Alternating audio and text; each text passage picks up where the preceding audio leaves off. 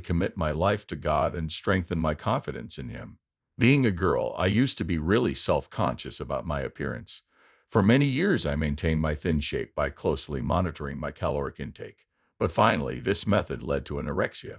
My mental sickness hindered me from absorbing adequate nutrition, slowing my degeneration.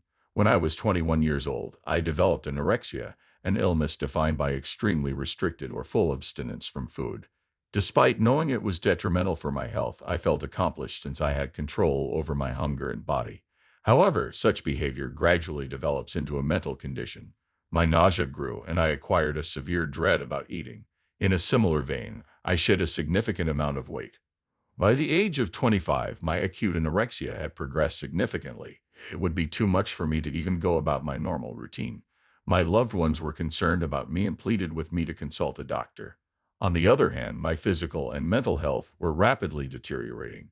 Every morning, I'd wake up with insomnia and discomfort. When the drugs and surgery failed to relieve my problems, I felt entirely helpless and dejected. In the midst of this trying scenario, I began to question my resilience.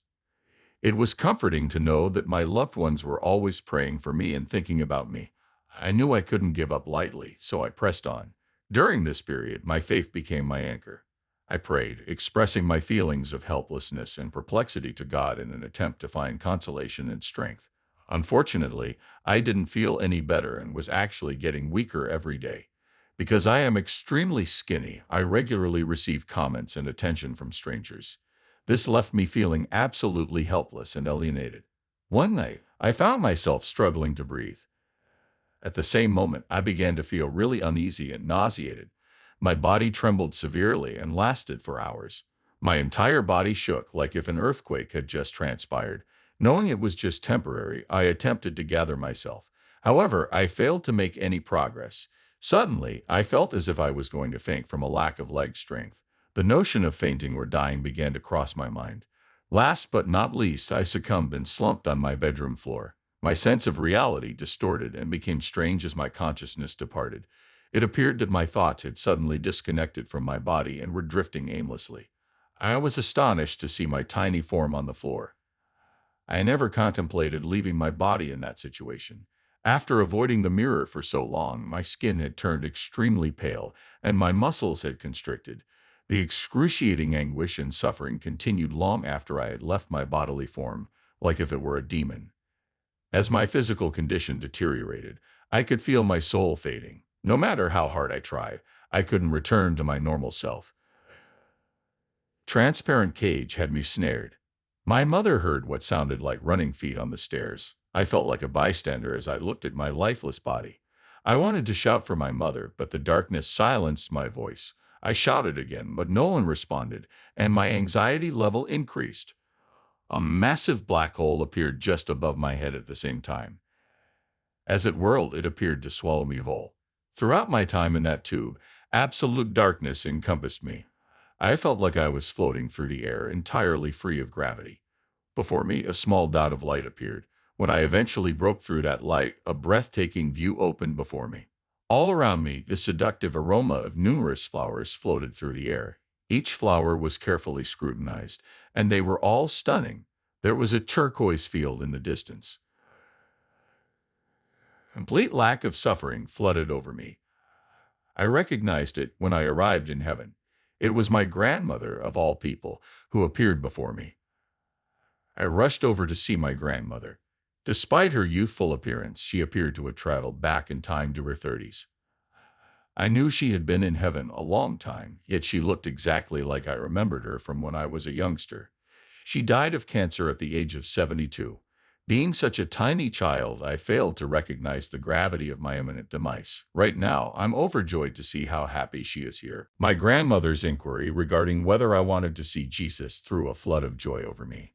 I exclaimed, "Yes, yes." Meeting him had always been my fantasy. My grandmother and I strolled hand in hand across the meadow. My eyes sparkled as the light grew stronger. As he approached, I recognized the man as Jesus.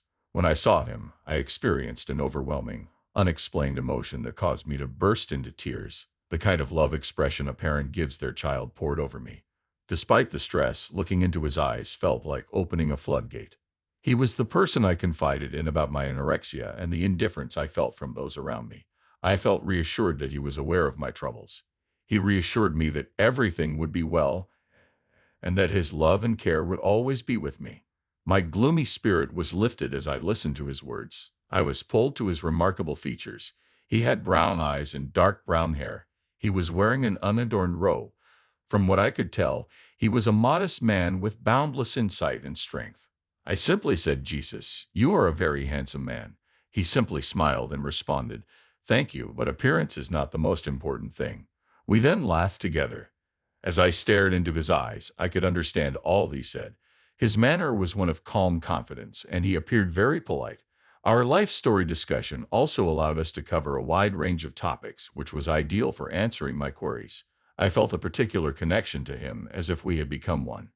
As Jesus had instructed, I must return and tell everyone what I witnessed. My reply was a resolute "I will." He stared at me with affection before reaching out to put his arms around me. In that short second, I felt a tremendous surge of love and power, as if the entire universe had focused on me. I experienced a burst of courage and hope. The event was memorable and enjoyable. As soon as I returned to my body, I felt a powerful jolt, as if I had fallen from a great height. When I eventually opened my eyes, I realized I was still in bed.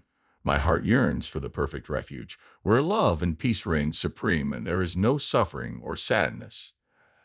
As I touched my head, I felt a wave of vertigo flood over me. My mother, who sounded concerned, asked if I needed to see a doctor. I merely responded no and stated that I needed to rest.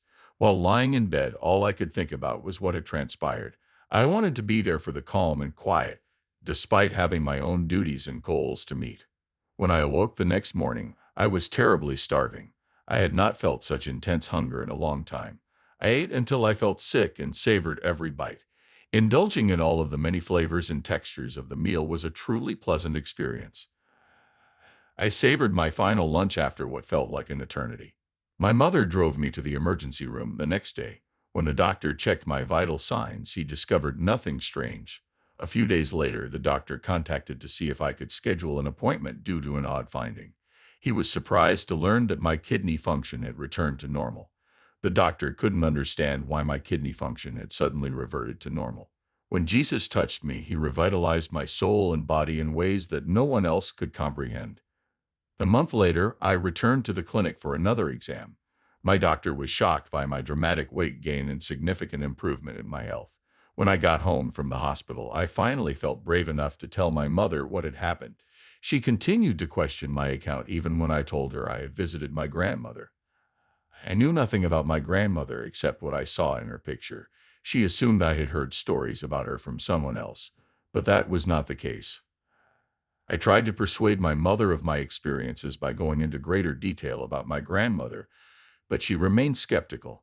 It was incredibly disappointing for me because my mother refused to believe me. Last but not least, I decided to remain silent. They assumed I was insane or dishonest. I knew it was real, yet the sensation seemed unexplainable. I believe that Jesus will return to heaven to collect me. I don't mind if many people don't believe my narrative. I can attest from my experience that God's presence is both genuine and all-encompassing. I am stronger and more confident than ever before, and I will overcome